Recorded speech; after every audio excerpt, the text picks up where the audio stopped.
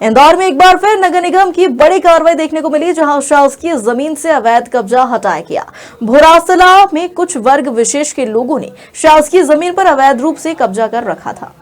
इंदौर बाणगंगा थाना क्षेत्र की भोरासला स्थित शासकीय जमीन पर कुछ विशेष वर्ग के लोगों द्वारा कब्जा कर लिया था, जहां हिंदू संगठन पहुंचा और इसकी नगर निगम को शिकायत की। नगर निगम और जिला प्रशासन की टीम ने वहां पहुंचकर कब्जा हटाया।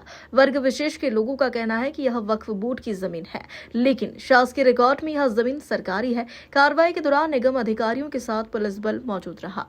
ये वक्फ बोर्ड की ज़मीन नहीं है और ये यहाँ पे एक मुस्लिम परिवार पहले था, उसको पीर मुजाहिद के नाम से कोई पंचायत के समय कोई ज़मीन आवंटित थी और उसके द्वारा यहाँ पे उसके द्वारा इसमें अवैधानिक रूप से कमर्शियल का यूज़ करके बड़े पैमाने पे बिजनेस का कार्य किया जा रहा था, जो उसको 1.5 साल पहले यहाँ पे निगम द्वारा कार्रवाई कर जिला प्रशासन के सहयोग से हटाया गया था।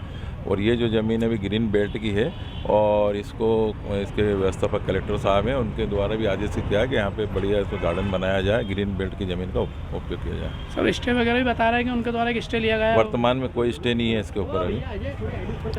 कोई विवाद की स्थिति बनी सर मौके पर? विवाद की नहीं, सिर्फ संज्ञान में आया था कि उनके द्वारा कुछ यहाँ पर टेंट वेंट लगा के कुछ बैठे हुए हैं उसके परिवार के लोग और उसके द्वारा कुछ यहाँ पे हरकत की जा रही है। तो उसी संदर्भ में फिर जिला प्रशासन, पुलिस प्रशासन और नगर निगम प्रशासन के द्वारा भी देखा गया और उसको हटवाया गया। आपका परिचय सर कहाँ पर है ये ज़मीन और कितनी ज़मीन है? और नीचे कर लो। ये ग्राम बरदरी के अंतर्गत है, राम मंदिर के पास की ज़मीन है और करीब 30-35 हज़ार स्क्वायर फीट की ज़मीन है।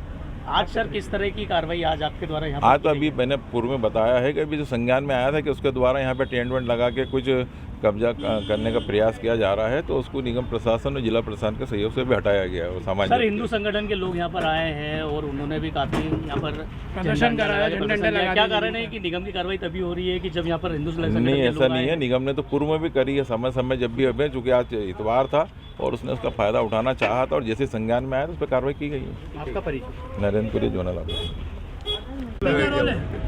ये आज क्या मामला है? आज हिंदू संगठन के लोग आप लोग एकत्रित हुए हैं, कौन सी जमीन है? देखिए, मामला ये है कि ये जो भूमि है, इस भूमि में अनैतिक रूप से कुछ लोग एक वर्ग विशेष के कब्जा करना चाहते हैं। पूर्व में भी इन्होंने कब्जा कर रखा था। निगम के द्वारा, मध्य प्रदेश शासन के द्वारा ये कब्जा हटा दिया गया था और इसकी जब तस्दीक हुई, इसकी जांच हुई राजस्व विभाग द्वारा, तो ये ज़मीन जो है वो शासन की निकली। इनके पास कोई झूठे दस्तावेज होंगे, ये बार बार वो झूठे दस्तावेजों के आधार पर अपना कब्जा बताते हैं। सारे कागज़ों की जांच हो चुकी थी, माननीय कलेक्टर महोदय के माध्यम से एसडीएम महोदय ने करी थी, पटवारी साहब भी आए थे, आरआई भी आए थे, तहसीलदार साहब। उसके बाद ये जब कागज़ इनके फर्जी निकले तो नगर निगम द्वारा यहाँ पर इसको उद्यान घोषित कर दिया गया, वार्ड 18 ग्राम भोरासला मंदिर के सामने। उसके बाद से ये लोग लगातार, ये दो परिवार है, आए दिन झगड़ा करते हैं। अभी 14-15 दिन पहले भी झगड़ा करा, उनके फुटेज भी हमारे पास, आपस में खूब मारपीट हुई इनकी, इनको खून कच्चर हुआ। वो बोलता हमारी ज़मीन, ये बोलता हमारी ज़मीन। ज़मीन है शासन की। आज फिर ये लोग जेसीबी लेके आए यहाँ पर। माननीय मंत्री महोदय तुलसी सिलावट जी द्वारा 4.5 लाख के पौधे उस समय लगाए गए थे। इसमें लगातार निगम द्वारा पानी भी दिया जा रहा था। इन्होंने आज जेसीबी चला के पूरे सारे पौधे नष्ट कर दिए और यहाँ की निगम द्वारा बनाई जा रही जो बाउंड्री है, ये बाउंड्री भी इनके द्वारा तोड़ दी गई। कौन है ये लोग? कौन है? ये अनवार टेंट हाउस के नाम से पूर्व में इन्होंने यहाँ पे इनका सुनियोजित षड्यंत्र था और यहाँ पर इन्होंने 14-15 दुकानें निकाली थी और सारी रेंट पे दे रखी थी, जो कि भूमि संबंधित आप लोग भी जानते हैं। मंदिर हो या मस्जिद हो, वो सिर्फ कमाने खाने के लिए दी जाती है। उसके केयर टेकर थे कलेक्टर महोदय, तारफे में रहते हैं मैनेजर के रूप में, अगर पुजारी हो तो वो, और या फिर इनके जो भी काजी या हाजी जो रहते हैं धर्म विशेष के इनके, अगर वो इनके दस्तावेज सत्य होते तो हमें कोई एतराज़ नहीं था। दस्तावेज के आधार पे इनके ये लोग हैं शून्य। अब ये आके गांव की फिजा, गांव का माहौल बिगाड़ रहे हैं। अगर दस्तावेज इनके सत्य होते तो क्या यहाँ से निगम द्वारा राशि मंजूर होती क्या?